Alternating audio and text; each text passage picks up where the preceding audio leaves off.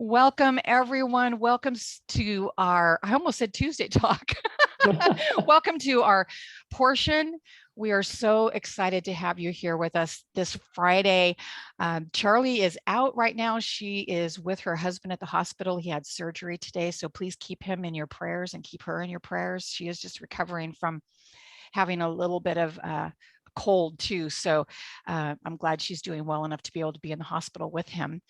So we just wanted to bless her and bless Randy and bless all of you. Thank you so much for joining us. Well, let's turn off the phone. How about that?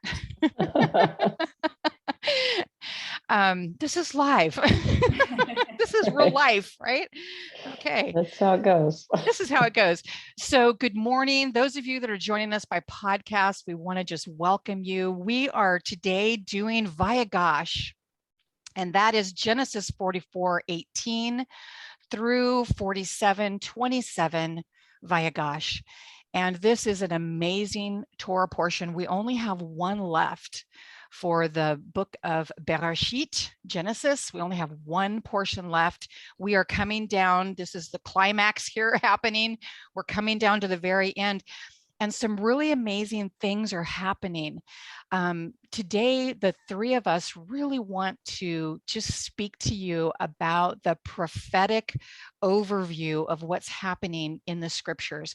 I'm trusting that all of you have had a chance to read the Torah portion this week. And if you haven't, that's fine. Just listen in and then read it or have it read to you. You can do that on the cafe.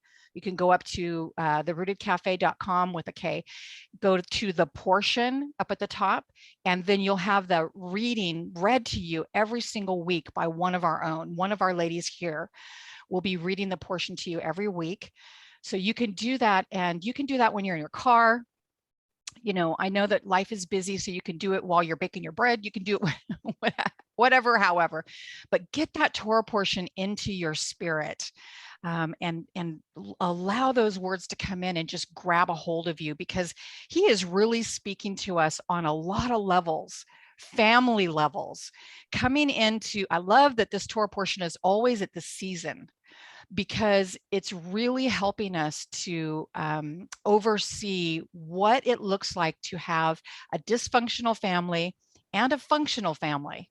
And how even in a functional family, there are a lot of disagreements and a lot of ways that we have to learn to speak to one another in order to produce life. And that's really what's going on here, or one of the many things that's going on in this layer. But we just want to welcome you into this today and to take a deep breath. And if you haven't had a chance to read the portion, read it later, but just listen. If you have had a chance to read this portion, sit back and start looking at maybe some of the deeper levels that I hope that we will be able to maybe bring up for some discussion today. Dr. Deb is so good at this. Dr. Deb, thank you so much. She is so good at seeing the prophetic mysteries in the scripture and then relating them to Yeshua and what he's saying. And Robin, I just love that you're here. You and Jen are doing a phenomenal job on the Thursday nights, the Torah portion that you're doing for us on the portion on the once Thursdays. Yes. Yeah. And it's just been such a blessing for us to be able to have other voices. Charlie and I are delighted to have other voices. This is not the Brenda and Charlie show. And we are wanting others to participate and be part of all of this. So let's get started. All right. So we are in Genesis 44. We're starting with verse 18. I know that I should be doing a lot more, probably a lot more talking about different things, but I'm not going to. I'm so excited about this. Let's just jump in. All right. Vayigash, we start this off. Dr. Deb, I know that because you have your program on Wednesdays and you go over the Torah portion on Wednesdays on your on your radio program. Sure. And I love listening to how you speak about the prophetic in the Torah portions. I just love that so much. But this is like kind of like overseeing. We've come to the point now where Joseph is kind of setting this up so that he can get a hold of his brother Benjamin. And what's really interesting, and this is just, I'm throwing this thought out here, I don't know this for sure, but I kind of have the feeling and the impression that Joseph thinks that his father's dead, because he's not trying to get a hold of his dad, he's trying to get a hold of his brother. You know what I mean? Right. And so this is what's happening here. And the first thing that happens in this Torah portion is that Judah, the brother, the one that came up with the scheme to sell him into slavery in the first place, he leans in. He comes out of that position of being the bad guy, really, and he steps up, not knowing this is Joseph, steps up to the regent and leans into him and whispers to him, and is trying to put himself into a position where he can say, listen, I will give my life for my brother, but this is what's happened. So let's read that real quick. Could we do that real quick? Let's read 44:18. Let's just kind of set the stage for what's happening. So Judah approached him. This is Joseph, who has not been revealed to them yet. And he says, I beg your pardon, my Lord. Please let your servant say a word in my Lord's ears. Okay, there's a whole lot going on here. In my Lord's ears, and don't be angry with your servant, since you are like Pharaoh at that level, right? At that level of Pharaoh. My Lord asked his servant, saying, do you have a father or a brother? So we said to my Lord, we have a father who is old. A child born to him in his old age is young. Now his brother is dead. So talking about Joseph, now his brother's dead, so he is the only one of his mother's children left, and his father loves him. And then you said to your servants, bring him down to me so that I can look at him. But we said to my Lord, the boy cannot leave his father. If he were to leave his father, he would die. So then you said to your servants, unless your youngest brother comes down with you, you won't see my face again. So there's this whole thing.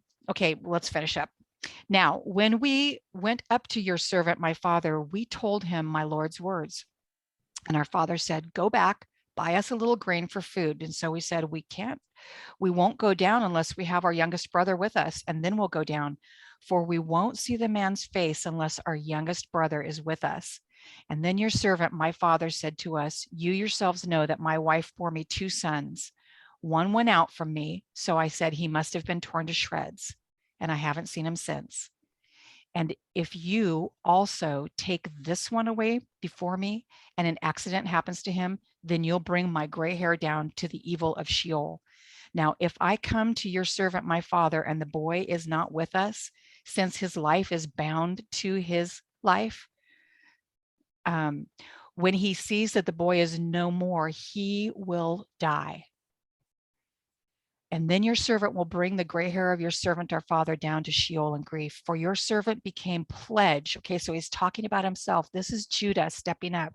For your servant became pledge for the boy with my father, saying, if I don't bring him back to you, I will bear the blame before my father all my days. So now please let your servant remain as my Lord's slave in the boy's place.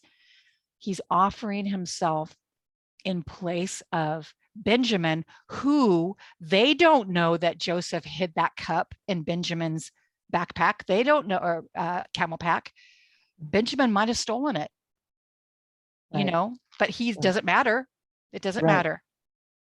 For how can I go up to my father if the boy isn't with me? Else I see the evil that would come upon my father. So Judah is stepping up here in a way that we have not seen him operate. We've seen him in the other role of brother, but we have not seen him in this role. And Deb, this is really a prophetic role. You want to talk about that? I mean, doesn't this just smack of Yeshua? Oh, it's interesting because a kingdom was built, through Israel, Jacob's sons. A kingdom was built based upon forgiveness and repentance, And if you look at Yeshua, the kingdom of God is built upon our repentance and his sacrifice for us, just as Judah was willing to lay down his life now for his brothers, and that did not happen before. No. So there was a testing going on, for Judah, because, Joseph's listening, and it is really a test to see how he is responding now, knowing that he sold him into slavery, just as Judah, the nation of Israel, the religious leaders in Yeshua's day sold him into the pit. Exactly.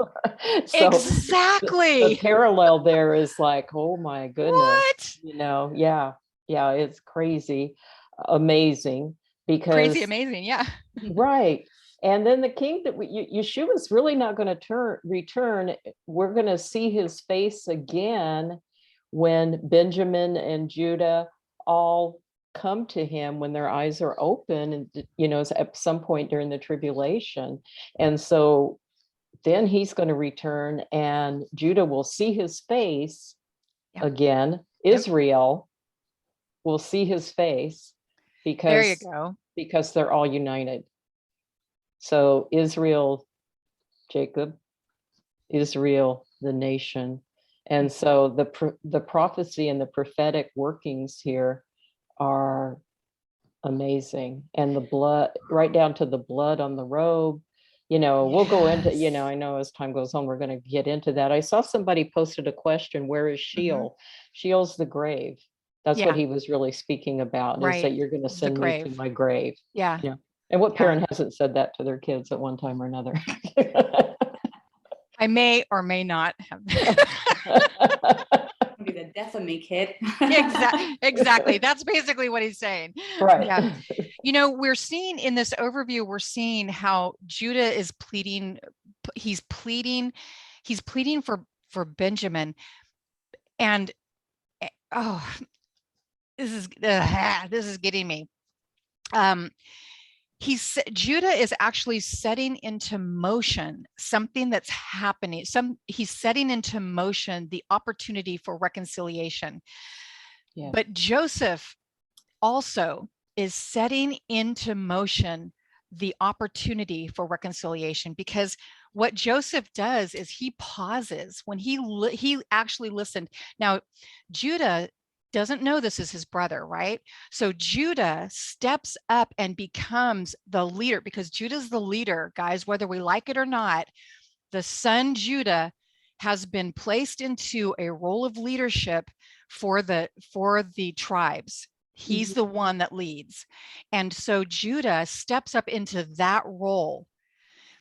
Joseph didn't knock him down. He could have. Right. He had the power to.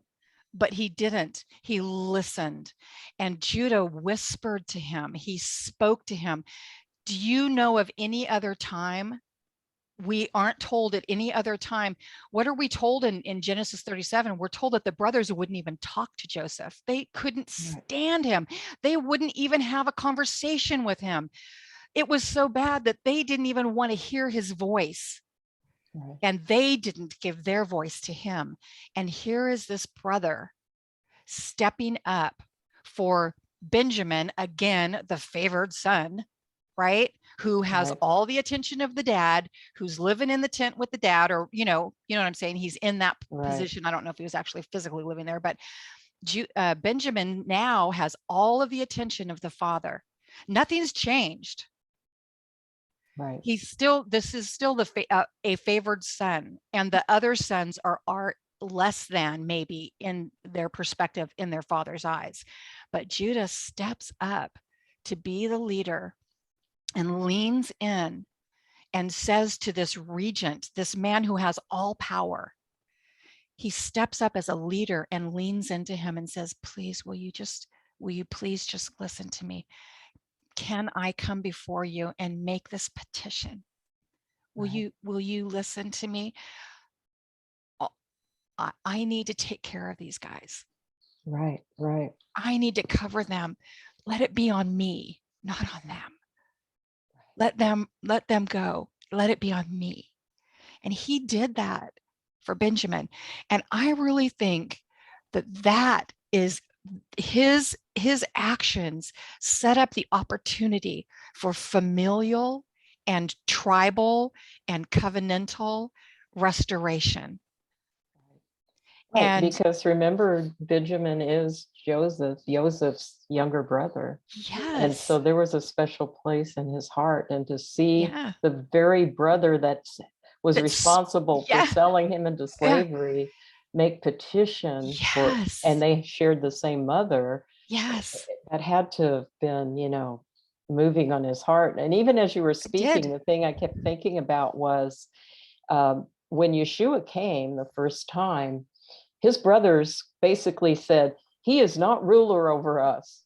He is not king, and that's what they were saying when Yeah, Joseph had all those dreams, about the yeah, bowing down of the yeah, sheaves and whatnot. yep. Who do you You think know, you are? who do you think you are? And Yeah, didn't they always say that to Yeshua? Who is this guy always. that he can say this? Who does Who he think he who is? do you think He's you putting are? himself, yeah, he's putting himself as God, Yeah, what? And it was 13 years old in the temple right, teaching. right.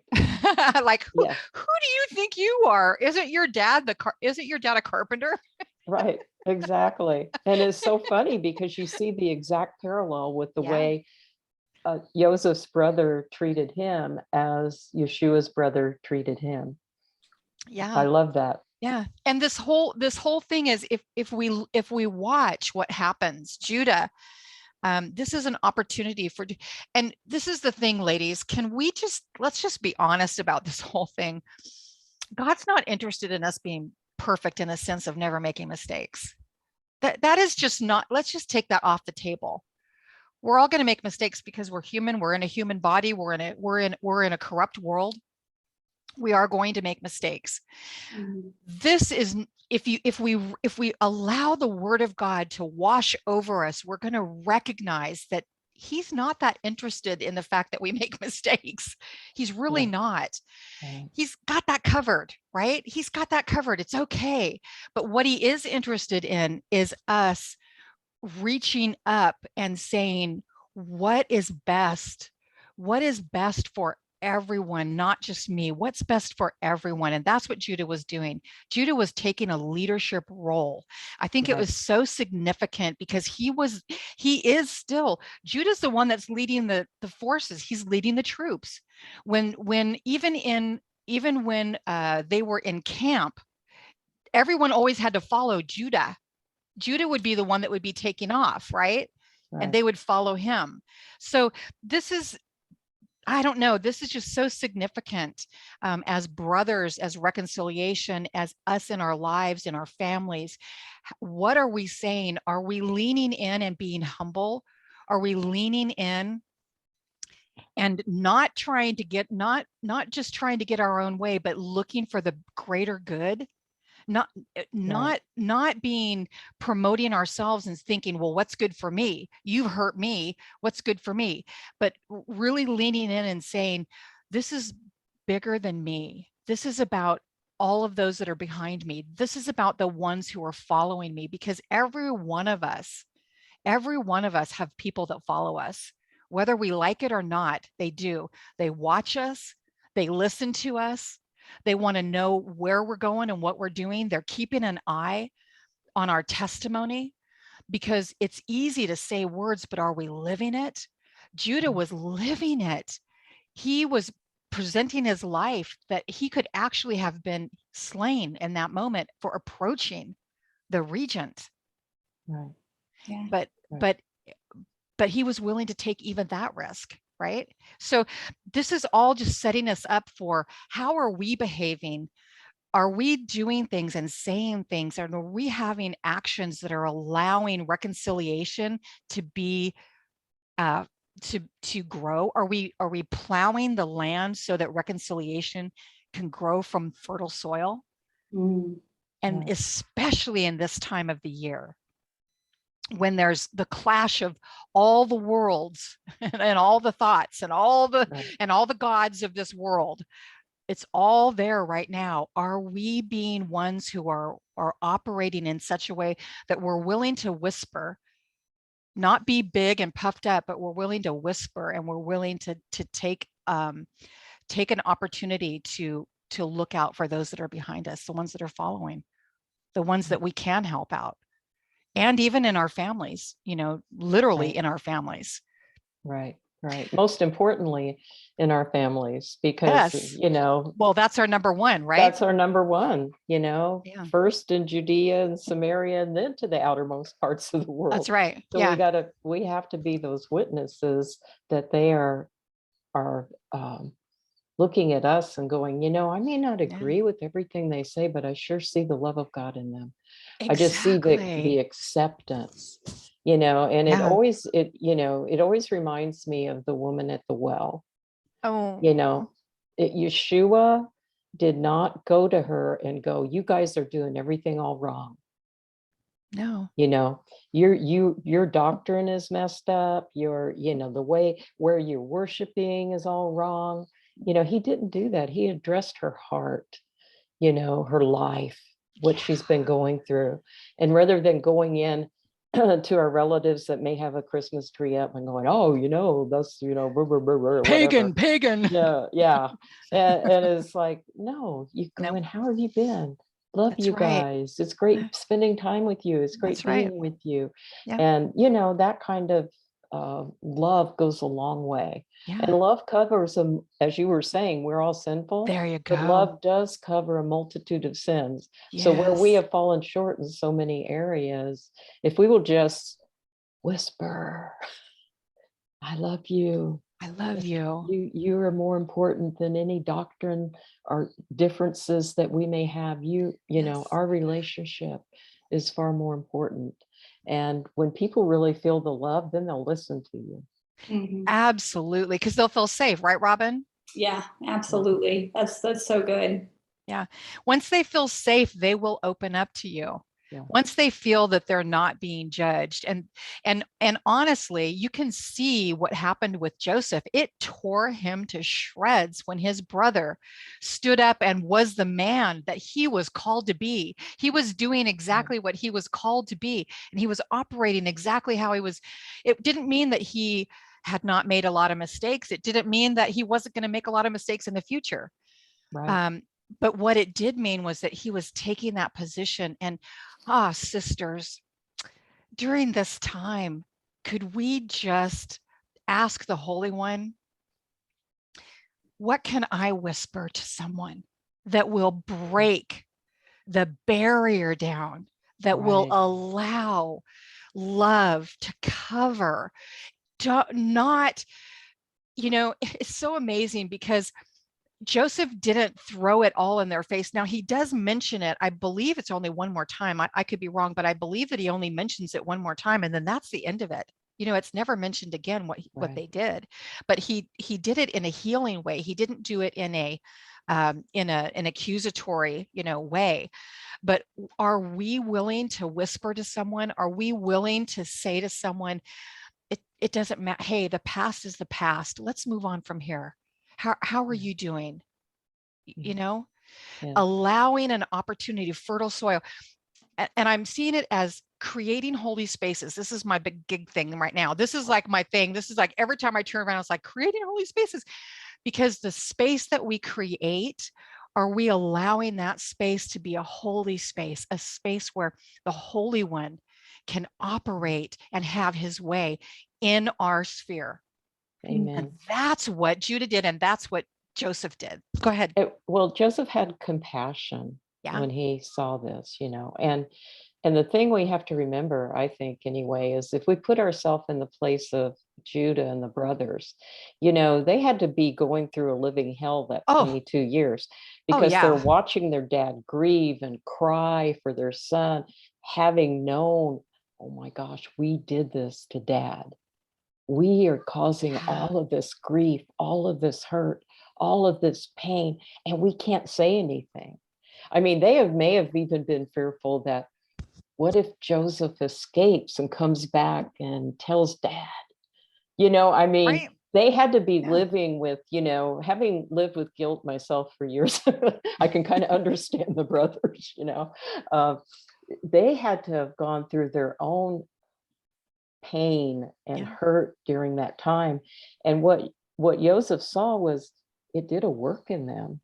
Yeah. He saw that they realized what they had done, Yeah. and although they weren't admitting that yet, Hmm. openly, they had, they had grief and they were bound and determined it wasn't going to happen again with the baby brother. Exactly. Can we just read this real quick? Ladies, let's just let this wash over it. So 45. Now Joseph could no longer restrain himself. This is what a good word in season will do. Right. A good word in season will break down barriers. Ah. Mm. So Joseph could no longer restrain himself in front of all of those who were standing by him. So he cried out, "Get everyone away from me." So no one stood with him when Joseph made himself known to his brothers, but he gave his voice to weeping so that the Egyptians heard and Pharaoh's household heard.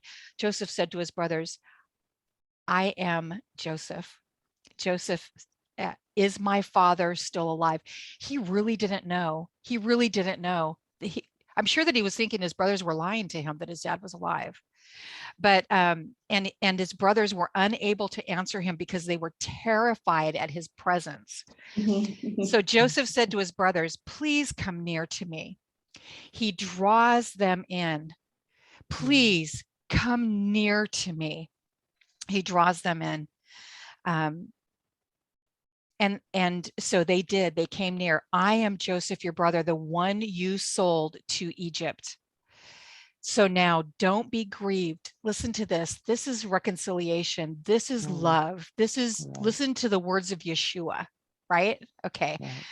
He says, so now don't be grieved and don't be angry in your own eyes that you sold me here, since it was for preserving life that God sent me here before you. For there has been 2 years of famine in the land, and there's still 5 more to come. No plowing or harvesting. But God sent me ahead of you to ensure a remnant in the land and to keep you alive for a great escape. So now it wasn't you. You didn't send me here, but God. And he made me as a father to Pharaoh, lord over his whole house and ruler over the entire land of Egypt. Ladies, this is the sovereignty of God right here in action. This is what it means. If you really think that you're bigger than God, you're not. Your circumstances not bigger than God. The hard Right. things that happen to you not bigger than God. Joseph recognized the absolute truth of the matter was that God used everything that happened in order to preserve not just Joseph. It wasn't about him. It was about the nations. It was Yes. about the covenant of God. It was about the generations to come. Mhm. God is always interested in also in the generations to come, not just what is right in front of you. So Right. sometimes when we get hit with really difficult circumstances, all we think about is what's happening to us. But we have to realize those circumstances will create a space for you to operate in that will bless the generations if you will allow it to. That is so powerful because if you let's look at this for a second. One of the things that Joseph did was he protected his brothers from shame in front of Pharaoh's Yes. people. And 100%. 100%. And 100%. he only told them he was sold into slavery. He didn't say, my stinking brothers, Yeah. jerks that they were, Right. Threw me into a viper pit. Yeah, Yeah. because Pharaoh was saying, hey, bring your family, you know, when he found out, because he had no ought against them, because he had not shared. I think there's something we need to learn here, ladies. Yes. Even about, you know, the churches we came from. Yes. They're our brothers. Yes. You know, we might have been done wrong. We might have felt there was false teaching, you know, whatever. Yes. You need to just keep your mouth shut and not criticize. I love You that. know, I'm talking to myself No, too. I'm not, you know, like pointing a finger at anybody, but we need to keep our mouths shut and just wait. Just wait. Love Yes. people where they're at. We're all on a journey. We all came from churches. You know, we Yes. all came. Why are we bad mouthing them now? Why do we want to burn the bridge that got us to where we're at right now? Don't do that. You know, and I know I was guilty when I first got into tour. I'm like, hey, you know, these guys, you know, where was I taught this? I hadn't even gone to seminary, and I was like, wait a minute, they taught, you know, but I settled down. had to go to prison for a while, live in a pit for a while, you know. Me too. Settle Me down, too, sister. and you know, and realize, hey, you know what? That's our brothers. Yeah. And if we badmouth them, you know, Joseph didn't do that. And if anybody had a right, he had the right. He did. He did. But yet he didn't, you know. Right. And that's another parallel with Yeshua, is that, you know, he could, you know, in one fatal swoop, wiped out Israel, you know, and started all over again, like, you know, like he wanted to do with Moses. With Moses, exactly. Yeah. Exactly. He had that opportunity again, you know, maybe to I do will. that had he chosen to, but he chose not to. And Yeah. so what we're looking at is a real parallel that Joseph, being Pharaoh's second in command, had the power to wipe out his brothers and take revenge. Yes, he did. And he could have done, that under this under the guise of not redemption, but justification. He could have, it would have been justified, right? Right. So there's a real parallel there that, you know, Yeshua covered his brothers. He's going back for Judah too. Hallelujah. You know, he's not leaving him out when he returns. All of Israel will be saved, you know. And so, you know, I'm not talking individual, but as all the tribes being one again. And so, wow, it's so powerful, but we need to learn the lesson from that. Yeah.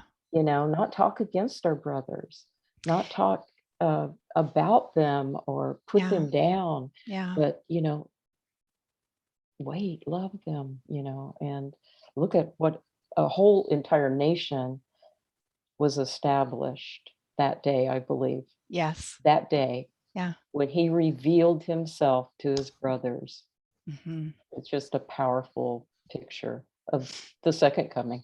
Yes. And those seeds were planted, right, Robin? Those seeds were planted for the generations in that time.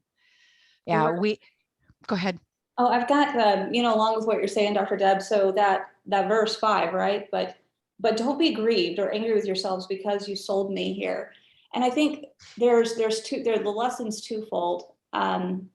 It's Zechariah 12:10, where when in that second coming, right, the Jews are going to look upon the one they've pierced and mourn for him like an only son. And he's going to hold no offense against them. And he's going to say, do not be angry. And so if we can see that that's the attitude that he has towards them, then we should have that attitude now. Yeah. Right. And not only with, you know, here's the thing. It's one thing when you have, and we're going to see that throughout the rest of this portion. It's going to be really good to tie in all that you're saying, but, you know, a critical spirit is not one that we need, right? A good word, edification. How do we edify? And I think that I love how God like wrapped this up for me at the end, tying it back together with even Valerie Moody's, how do you speak to the mountain Exactly. at the end of this? Because it all fits together. And that's the lesson he is. I mean, I don't know about y'all, but I just hear him shouting from heaven. And I don't know if anybody's ever had this, but like God's trying to talk to us all the time. But how many layers does he have to go through? We're told in Daniel, the angel, it took him 21 days to get to Daniel, right? Because he was held back by the forces of evil. But how many like walls of sin is God trying to yell through so that we can hear him? And so intercessory prayer and how to speak to the mountain and how to edify and bless our brothers and sisters through the power of our words with what we do say to the one who matters on their behalf, so that those barriers can be broken down. But really we first have to have the attitude of all of Israel will be saved. I don't know exactly what that means. I'm not the judge. He is. So if he says all, I'm going to take it. He says all, and that includes those grafted in and all the children that he's culminating together, and certainly the nation. But we need to really take on a humble approach instead of the one in the judgment seat, because if he can forgive the one who sold him into slavery and lived for the last, entire adult life of someone as a lie, right? And how much doting did that brother Benjamin get, right, from everyone? Now all of a sudden the youngest is like the beloved, right, the little pampered brother, because he's got a lot of reconciliation from grief, right, and guilt from all these other brothers that are like holding this secret and shame. So I'm sure he was quite spoiled. And Joseph saw that, right? He saw through how those actions, just how much you can see our repentant heart, can you not? So look for it. Look and listen for, where is it that someone is wanting to turn back to the Father and be that person that helps facilitate and does not, and is that safe place. Right. And it's interesting. Yeshua was given a foreign bride, just like Joseph was. Yes, exactly. And maybe one that's not even so keen on that. Right. And yet he loves his foreign bride. And through Ephraim and Manasseh, look what he did. We were grafted in to Judah, to Israel, and and there's so much here that if we would just understand, it takes time and patience. Something I picked up on this week's Torah portion that I didn't really see before was that the Joseph, in front of his chariot, the servants of Pharaoh were screaming, bow the knee before Joseph, and so it brought me to that point where, oh yeah, every knee will bow and every tongue confess, with Yeshua. And I just thought, wow, I never saw that. How every year you pick up on something you did in the year before, and I was like, there's another parallel. It's there. It's just like, oh my goodness, so much to learn from this portion. So much. That's so beautiful. And where is that? Can you tell me that, where it's at? Which scripture it is? The one, where it's talking about his knee bowing. Yeah, I didn't write it down. It's toward the end, isn't it? Yeah. Hold on. Oh. I should have written it down if I was going to say something about it, huh? It's funny how the Father just brings it back to memory, though. Yeah. All of a sudden, he's like, here, let me show you that connection point. Because that's what I did a minute ago. I was like, now where is that? That's so good. I love that so much. Let's see. I remember.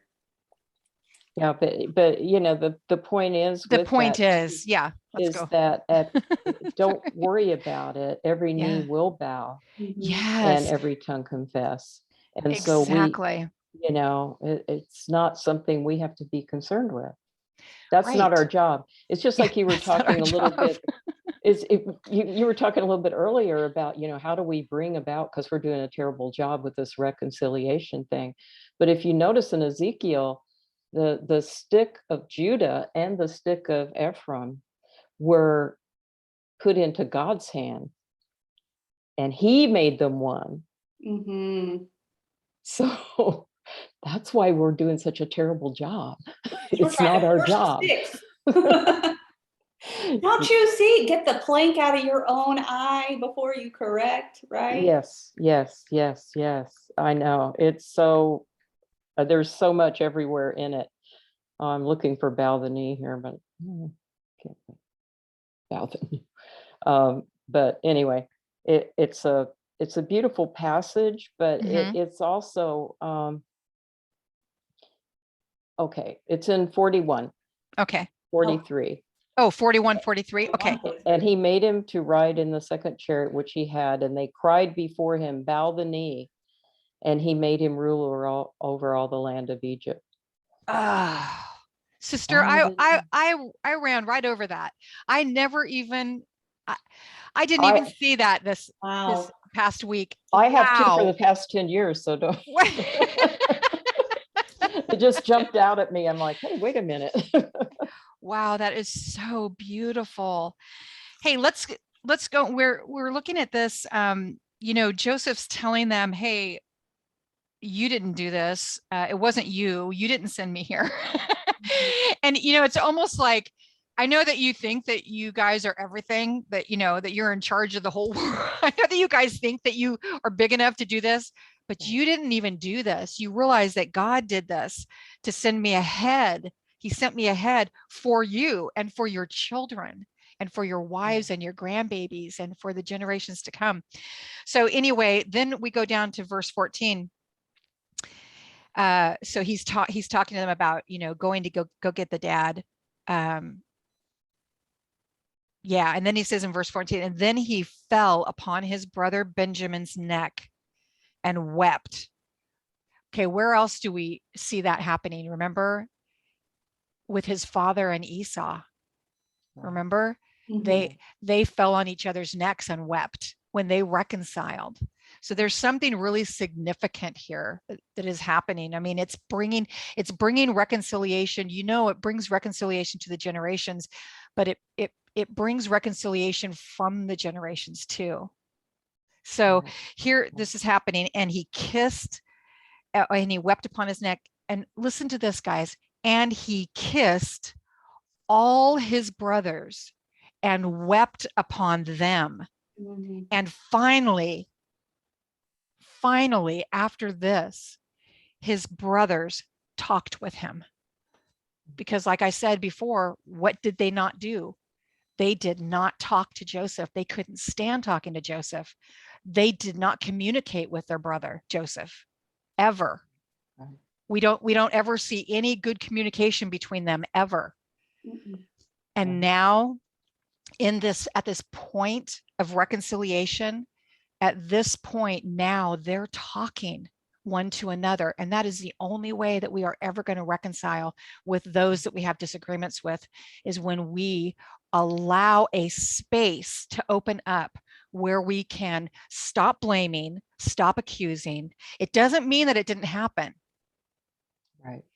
But what it means is that you're trusting the sovereignty of God, that he allowed that thing to happen to bring you to the point that you're at right now, to bring me to the point that I'm at right now, so Right. that his kingdom can be built. Because this is all about building a house, right? Oh, it is. It Yeah, is. it's building a family. Can't build a And family without people. and man, or talk about dysfunction. Just look at God. I've had, because being a psychologist, I have people ask me, oh, I can't deal with my children. They're doing this or they're doing that, Mhm. and it's kind of like, yeah, God kind of had problems with his kids too. It's okay. It happens. But when you were speaking of that, of the kiss, I once again thought to Yeshua was betrayed with a kiss. Ugh. Joseph Oh, reconciled with a kiss. yeah. And when he returns, remember it's there that one scripture, I can't think of where it is, kiss the son, Oh, lest lest he you be die. angry. Oh, Yeah, or yeah. lest he Yeah. be Yeah. angry. Yeah, Yeah. unless you Wow. die Wow. or Wow. something. Wow. Wow. Yeah. And so Yes. there's going to be a whole lot of kissing going on Yeah. in the Whole lot of kissing. And this is just so, I don't know if you guys are feeling this, not, it could just be because I didn't get a lot of sleep last night. I'm joking. But I really feel that this is like flowing over us, ladies. This is flowing over us, and this is going into our spirits more than just the words, more than just the story, but he is after reconciliation among the brethren. And the only way that we can create a space to allow a fertile place for reconciliation doesn't mean that we're doing it. It means that we are tending the soil. That's our job, right? Yes, We're that's our job. gardeners, right? Yeah, So every one of us is gardeners, and we have to tend our soil. We have to tend the plants that are within our little ground that we've been given. And wherever we go, that ground goes with us, right? Right. It's like, it's not just ground that's back there in the place. It is wherever you are, that's where your ground is at.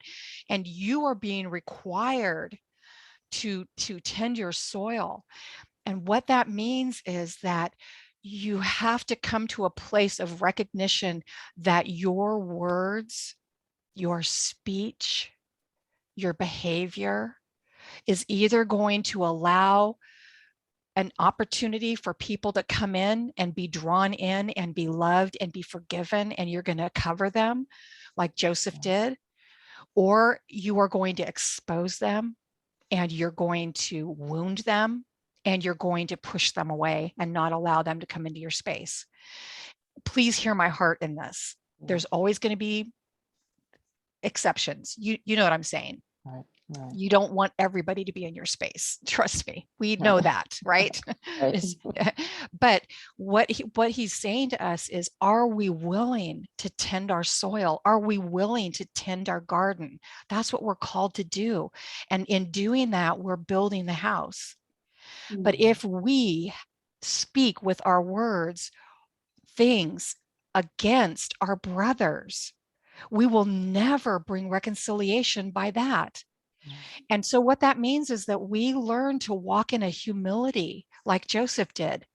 He was the regent. He was ruling Egypt, guys. Pharaoh was younger than, he was a father to Pharaoh, which is so great because later on when he says to Jacob, how old are you? You got to remember, Pharaoh didn't have a daddy. That's why he was Pharaoh, because his dad was dead. So he didn't have a dad. So he had Joseph. Right. And Joseph was wise, and Joseph showed him all of these things that he didn't know. But then he's looking at Joseph's dad. He's like, how old are you? Oh, I'm 130 years old, but I'm not as old as my dads were. Like, what? Because people didn't live a long time at this stage of life in this culture. In that culture. Think about that contrast too, right? So they're false gods who they have this afterlife experience, right? With all that we know Egypt does. And he's looking at this guy and he's like, what do you people do? Live forever? Yeah. Yeah. What are those crevices on your face? What are those? Yeah, right. Like, wrinkles. well, I mean, they're like, is this eternal life? I mean, are you immortal? Yeah.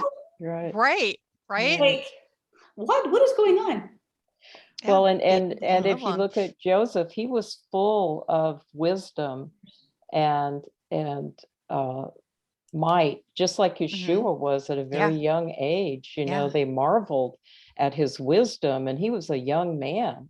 And so it's kind of that parallel again, of just having that much wisdom that can only come from the Father. And age didn't matter.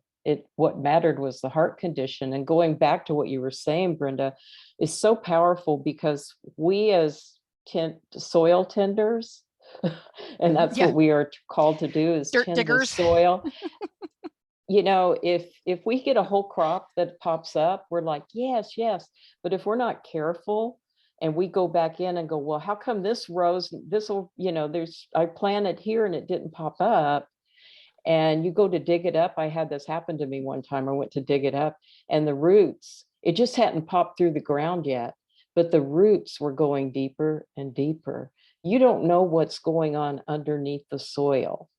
And it's not our job to make it pop up before it's ready to pop up, because it may be growing far more below the ground than what you can see. And it's the same with people.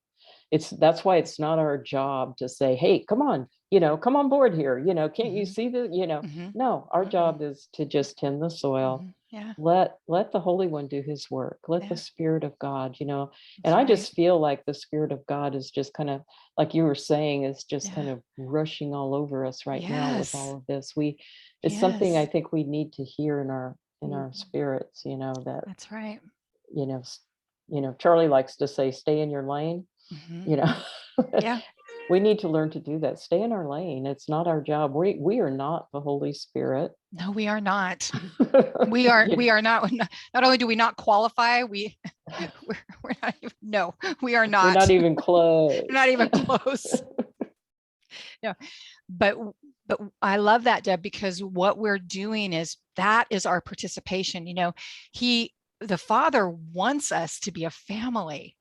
And he wants us to participate. And he knows that there are all kinds of personalities, and people that don't get along, and people that do get along, and people that blow it, and people that are, holier than thou. And there's all of that going on. But we're brothers, and we're supposed to have a common goal. It doesn't mean, like with Joseph, or I'm sorry, like with Jacob and Esau, it doesn't mean that you even have to live together. It doesn't mean that you have to even associate land to land. It just means that you love and you cover and you trust God for the rest. Right. And we can't do that if we are complaining, and we are bad mouthing, and we are backbiting. And those are all the things that get us taken outside the camp. Those are all the things that take us out of a position of making change. When we talk bad about people, when we are complaining about things, when we're even, guys, even when we're talking bad about our government. Right. Joseph wasn't talking bad about Pharaoh. He didn't speak bad about Pharaoh, but he did tell his brothers, let me give you some insights. This is how you're going to navigate through this. Okay. And that's how he presented it, in a positive, healthy way. Right. It could have gone very, very wrong if it would have been presented in another way. Well, the reason that our government, not getting political here, Yeah. but the reason our government has so many problems right now is because we haven't been involved. See, Joseph was involved. He was. And if you look at a lot of the, read Hebrews 11, a lot of those guys were involved in government, and we need to be more involved, because we are salt. Yes. And when you take salt away, what happens? Things get rotten. Yeah. And corrupt. There's no preservation. There's no preservation. And we're to preserve the biblical part of, of who we are, the covenant of God, and that's who we are to portray. But I was thinking, as you were speaking too, do you know why God is going to judge Esau? It's because he betrayed his brother. It says that. Yeah. Because you joined alliance and, stormed Israel and, made war on your brother. I thought, when you were saying that, I was thinking, wow. That's right. So we need to stop being Esau. Right. Exactly. We need to stop being Esau. And Dr. Deb, there are things that we can actually do every day, ladies. There are things that we can actually do every day that make a change, that tend the soil to this beautiful garden that we are living in. Right. It may not look beautiful right now. There's lots of weeds and things, but like Charlie always says, that's not your weed to pull. Don't be pulling weeds just because there's a weed. Right. Just stay doing what you are called to do. And if the Holy One would put you into a position in government, listen, we're praying every day. We are praying that God will restore righteous leaders. We are praying every day that God will make the righteous rise above, so that there will be an influence of the righteous ones being an influence. Well, guess what? You can be a righteous one too. You can be the Zadik in your sphere. Rise up and start behaving that way. You have a kingdom. The kingdom of God has been given to you. You're walking in it. Your feet are being able to walk on the soil. So be righteous in that. I'm not saying please hear my heart. Rise up. Use your words for life. Use your words to bring reconciliation. Don't waste your time complaining and griping about all the other things. Stand up and begin speaking the truth. Valerie Moody was teaching for us on Tuesday in the cafe. And she was saying, speak to the mountain. She was saying, don't tell your problems, or don't tell God about your problems. Tell your problems about God. That's what she was saying. It just cracked me up. And I've heard that before, but it really hit me hard. Tell your problems who God is. He is majestic. He is sovereign. He has taken care of this. He has set in motion the generations to come. He has set this all in motion. He set Joseph in motion when he was in the pit. Before he was in the pit, he already knew. He was already planning this out to set a place of salvation. Joseph became a salvation to the nations of the world. Food for those who were not following our God. Food for those that were following other Elohims. It didn't matter. It was for the people. It was for the kingdom, to bring them together, so then the Holy One can bring them in. That's right. By his Spirit. But he was kind of like planting what the Yeshua soil. did. Yep. I mean, when you're reading this, you're like, wait, is this the New Testament? Yeah. Right. This is the story of Jesus. I'm telling you, but it's so beautiful that we have the opportunity, ladies, every single one of us. I guess that's what's in my heart today, is that every single one of us are called to be righteous ones. We are a kingdom of priests. We are a royal priesthood, a holy nation. We have been called forth to be the light of the world, to be the salt, as Deb was saying. That's what we're called to do, every single one of us. None of us are without a ministry. None of us.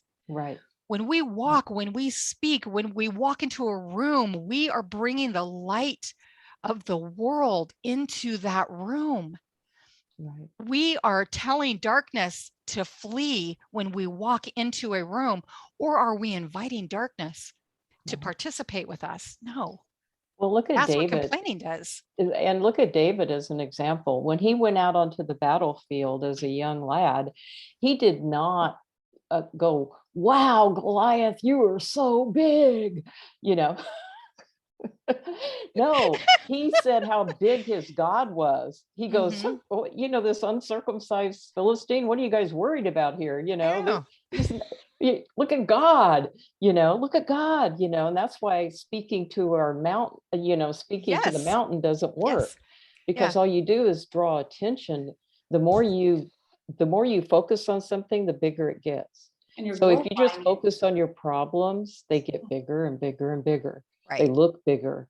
But if you focus on him, on our King, on the one who can really do something, and you speak, you know, look how great God is. Look how he's done this, he's done that, you know. That's why it's good to keep a book of remembrances of everything in your life that you thought was hopeless, and God restored, or he brought a miracle, or he brought an answer to a prayer. And if we'll focus on those things, we'll think, oh, well, this is just one of those times. No biggie. He's done this before. Right. Wow. This is so good. Robin, did you have some things you wanted to share about I mean, anything in particular, but I know that you were reading up on the Haftorah, Oh, yeah. and I didn't know. I mean, we didn't even really finish all of this, but guys, just read through this. It's so amazing. Oh, wait. Before we go, hey, Robin, let me talk to you about this real quick. Okay. Go to chapter 45. When Jacob sees the wagons, the 10 wagons, and remember that 10 is always that number of, whenever there's 10 wagons or 10 camels, it's really representative of all the wealth. It means all the wealth. Mm-hmm. And so talk to us a little bit, Robin, about what was your take on this when Jacob sees the wagons and then he realizes it's true that Joseph is truly alive, and take us from there. Hold on, where are you at? Chapter 45. Oh, right here. And he sent his father these things: 10 donkeys loaded with the good things and the 10 females loaded with grain and food for his father. Mm-hmm. I don't really, that didn't speak to me as much Okay, as tell me. the end did. Okay. And that tied in with the Haftarah. Uh-huh. The part where, and this goes back to what Dr. Deb was saying, right? And the government and everything, and even the season that we're in, right? So Jacob, who is 130 years old and has more wisdom and has seen a lot of pain and anguish and, Yeah. dysfunctional families. And he's Jacob, I can only imagine the joy and abundance of his heart as he's brought into this land of Pharaoh, right? But he blesses him. Yeah. And that goes back to what Valerie Moody was talking about, right? Like the blessing, he's here. Pharaoh is by no means saving him. Joseph is. Right. Through the disobedience or the, envy and strife and all the sin of the brothers, Joseph is now in a position to preserve their lives. And Jacob does not curse Pharaoh and all of his gods. He blesses him, because that blessing, we want to pour out the blessing of wisdom and knowledge and understanding on people who don't have it. That's chapter 47, verse 10, Yes. ladies, if you want to jump over there. And Jacob blessed Pharaoh and went out from Pharaoh's presence. So I wanted to say something about the 10 wagons. Okay. Oh, okay. Okay. In my mind, okay, and I'm not saying by thus saith the Lord, but I saw these 10 wagons and 10 donkeys loaded with the goods of Egypt as the lost tribes returning to Israel. Yeah. Oh, beautiful. And, and also I also saw the 300 coins. 300 equals redemption. Mm. And, in Gematria, it's 300 is redemption. And 5, and the letter changes sheen of clothing, Mm-hmm. 5 would represent Torah and grace. Yes. So what he sent was grace, redemption, and the 10 tribes returning, all showing the second coming, which also leads into what you were going to talk about, Robin, is the Haftorah that really shows, all of this coming together. Yeah, coming into one. And that whole overarching theme, right? Like how blessed it is for brothers to dwell together in unity, and how God hates the division. And so how can we tend that soil of our heart to understand his purpose and align with his purpose, and then be, those restorers of the breach, right? Those who mend the walls of Jerusalem. Take it up. Yes. That's what we're doing. That's what our day is. Every day until the second coming, no matter how many days between now and then, that's the mission that we're on, is to be menders of that breach, to be restorers of the wall for our own lives, and then our families, and then those concentric circles, right? Get out further. Yes. But if we'll just, and I love, I don't know who I was talking to this past week, but I'm sure everybody's heard about, Jesus, the master network marketer, right? Because he started with 12. And just let that picture just flow out, right? If we'll just do that, if we'll understand what his perfect plan is for brothers to come together in unity, I coming out of, Christian church, like just so many of you, the mindset there that, that the Jews crucified Jesus. Forget about it. Mhm. Because he says right here, what you intended for evil was to preserve life. And Right.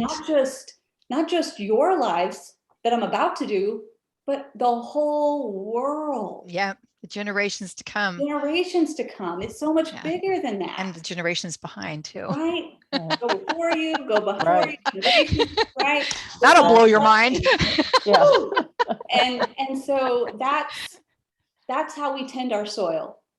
Right. For the application, okay, how do I do what you're telling me to do? How do I make application of that? Right.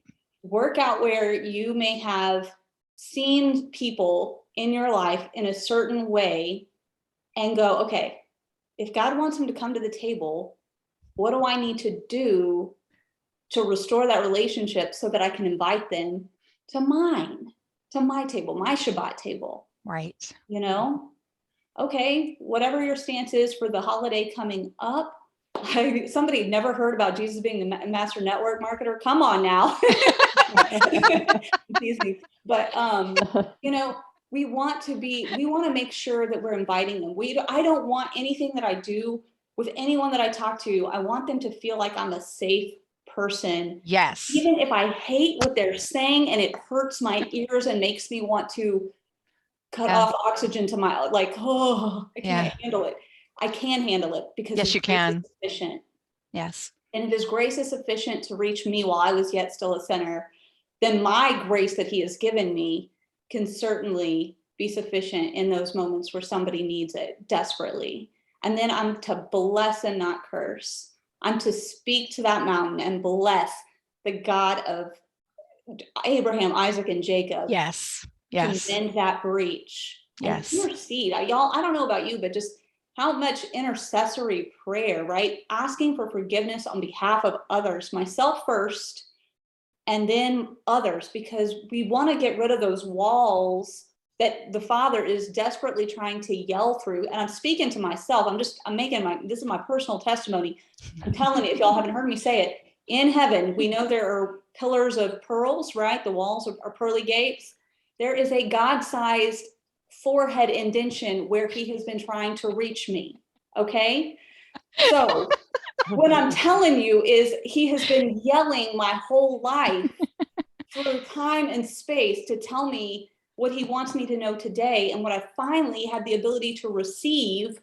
Okay. It wasn't any lack on His part. I finally had the ability to just receive it and go, oh yeah, duh. Like what? It was so hard, and so just be patient. There's a God-sized indention with all of us. I promise. We'll find our names written there. This day, this month, I was trying and she wasn't hearing me.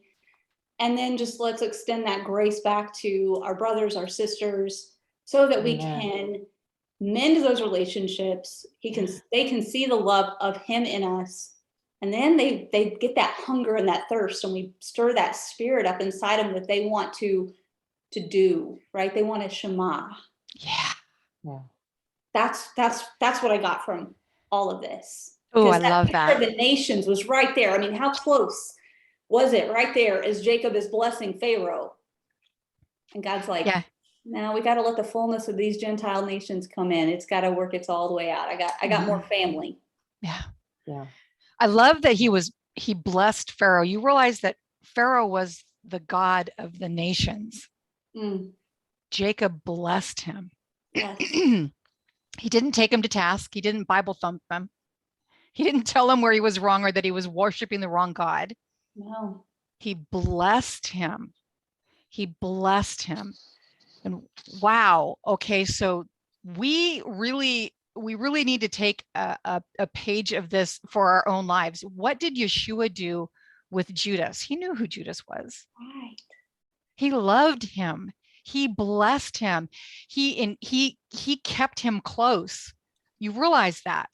He didn't ostracize him. He didn't snicker about him when he walked past. He didn't say, oh, there's Judas again. He didn't say that. He loved him. He kept him close. Why? Because he knew. That's the thing, guys. Even if people are behaving like cuckoo crazy, you can love them anyway. Why? Because God's got a plan for their lives and he is sovereign, and you get to be part of that, even if all it is making sure that the soil is tended so that they can put their feet on the soil. That's it. That's it. That's all.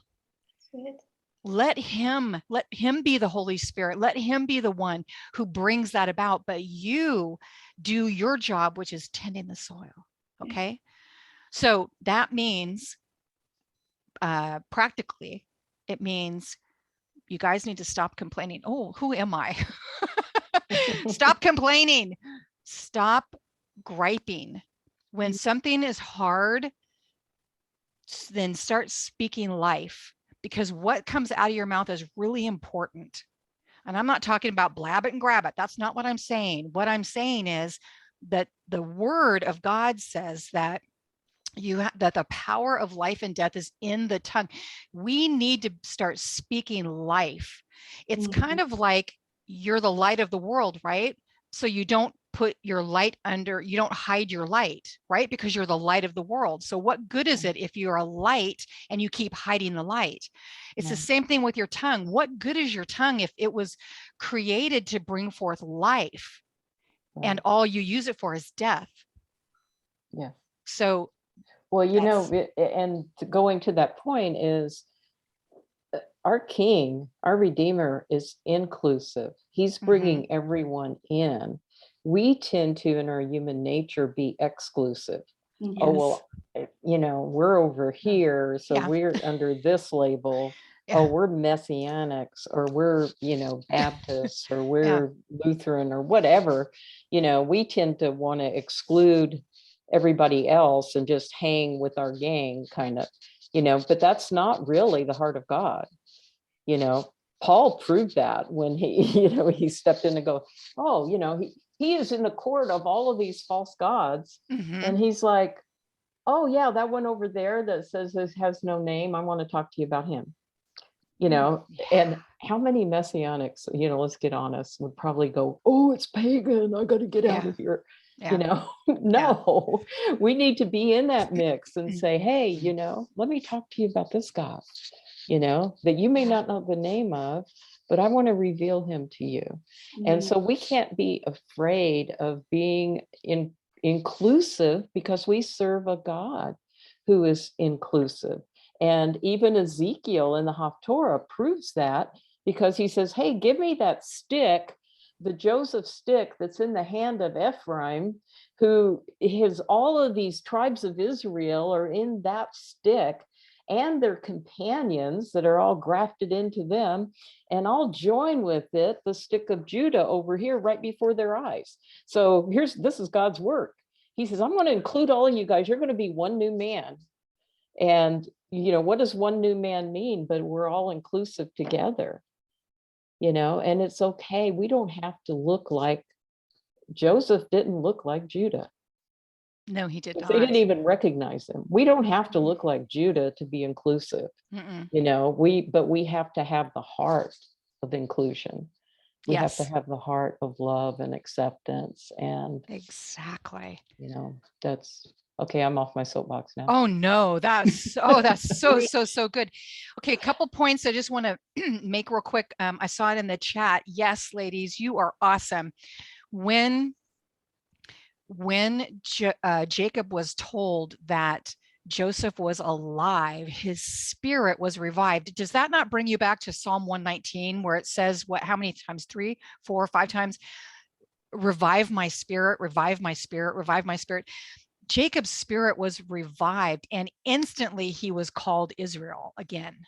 Okay, that just really got me. It says, verse 27, when he saw the wagons that Joseph had sent to pick him up, the spirit of their father Jacob revived. And then Israel said, enough, which is so cool. I mean, that's like a whole nother preaching right there, that word enough. Oh my gosh. Woo-hoo-hoo. My son Joseph is still alive. I must go and see him before I die. Okay, so then let's fast forward. And we go to the part where Joseph is speaking as a leader in the famine, and he begins delegating putting into place all of these divine strategies. And ladies, Robin and Deb, what really hit me this week in reading this Torah portion was that Joseph was living in the same world like what we're living in right now. I mean, literally. And he was putting these strategies into place that were going to allow all of these things to happen. So the people, bought all the grain, and when they ran out of money, then they gave their livestock, and when they ran out of that, they gave their land, and when they ran out of that, they gave themselves. Okay, so all of these things are put into place to save the people, right? All of that, all of that is happening in here. But you realize that he is operating within a system that is being ruled by other gods. You see, in the midst of where we are right now, we know that all of the systems that are being run by other gods being not Elohim, other gods meaning that we're putting our faith and trust and our hope in other things other than Elohim. And that's what was happening here. But Joseph was having strategies that were kingdom-minded strategies that were allowing life to be preserved. So my challenge to you today, ladies, is in the midst of all of the crazy that's going on, and especially in this particular month that's happening, and a lot of the crazy things that are happening right now, will you allow the strategies of heaven to produce life going forward? You don't have to take everything, you don't have to take everything to task. You really don't. But if you will operate in the strategies of the kingdom, what he is speaking to you strategically, ask him, I'm going into this household, I'm going into my family. These are the things that are going to be happening. These are the ways that they're going to be behaving. These are the things they're going to be doing. How strategically, Father, how do I walk in and bring salt? How do I walk in and bring light? How do I walk in and bring blessing? How do I use my tongue to provide life and blessing in the midst of death and chaos?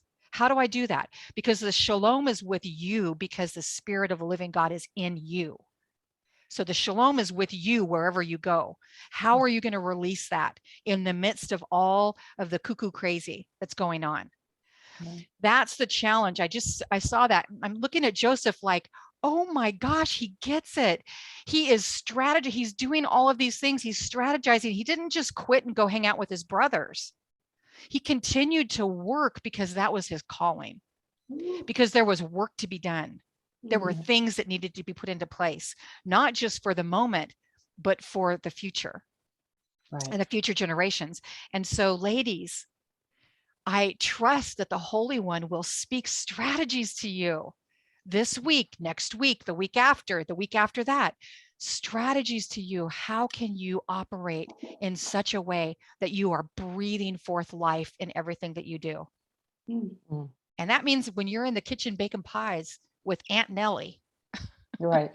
and and you're making Jello desserts with your cousins, this is like don't keep yourself away from the midst of the chaos. Be shalom in the midst of the chaos, because that's who you are. Joseph wasn't afraid to be in the midst of all of that. Look what he did in prison. He changed the atmosphere around him because of the Spirit of God within him. That's what you can do, is change your atmosphere. Don't be afraid of it. Yeah. Sorry. Now I'm off my soapbox. I love you guys so much. Oh my gosh, it's 12:22 already. What? Strategies of heaven. Yes. Let there be light. Amen.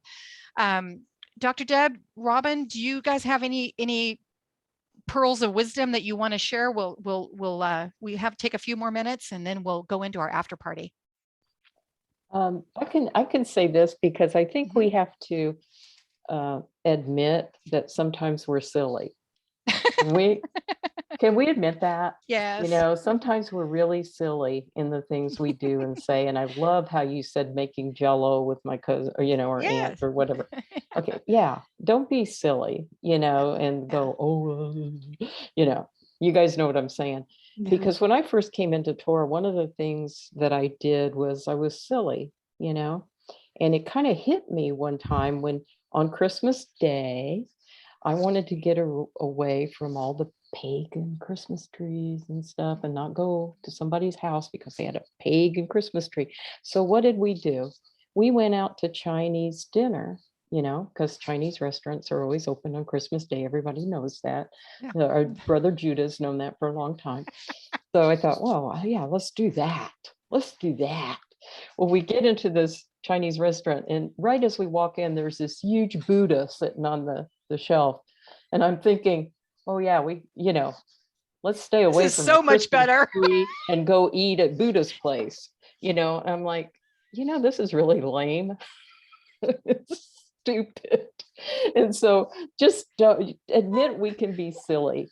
You know, Yes. it's the Yeah. truth. We get silly sometimes. Yeah. The focus, like you were saying, Charlie, is just love people, Love you know, people. in the Yeah. midst of chaos, or Yeah. you know, and all of that. Just be the shalom, be the peace, be the light, be that salt, you know, and it'll open up so many doors to share, you know, but don't be silly like I used to be, you know. Well, still am probably, you know, but in some ways, you know, we all have silliness we have to overcome, but you know, I think the Lord just laughs at us. Yeah, good move, Deb. Go and no, don't go to next to that Christmas tree. Let's go see Buddha. You know, makes sense. You went mute on us.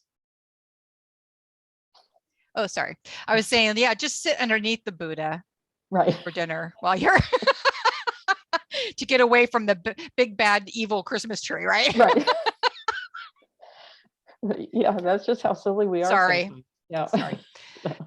And hey, we are trusting you. We are, all of us are during this time, we're praying for you. We know that there is a lot to do with families, and just being serious now, because you know, I know that I haven't been super serious this whole time, but we understand that there are a lot of family dynamics that are going on.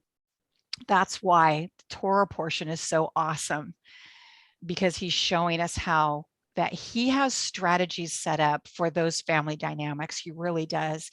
But the number one thing is that he's always going to ask you to be the first to participate. He's always going to ask you to be the first one. So the first one to hold your tongue, or the first one to speak life, or the first one to forgive, or the first one to hug. He's always going to ask you to be the first one, you know, and that is going to set up an atmosphere. So ladies, be atmosphere setters, be atmosphere changers. You can do this. Don't be afraid. Don't be afraid during this time. You know, he is so much bigger than all this other stuff. That's why, like with, you know, Judas being one of the disciples, you realize that he was one of the disciples. Mhm. And Yeshua knew what was happening. And he included him anyway. He loved him. He gave him his attention and his time and his teaching.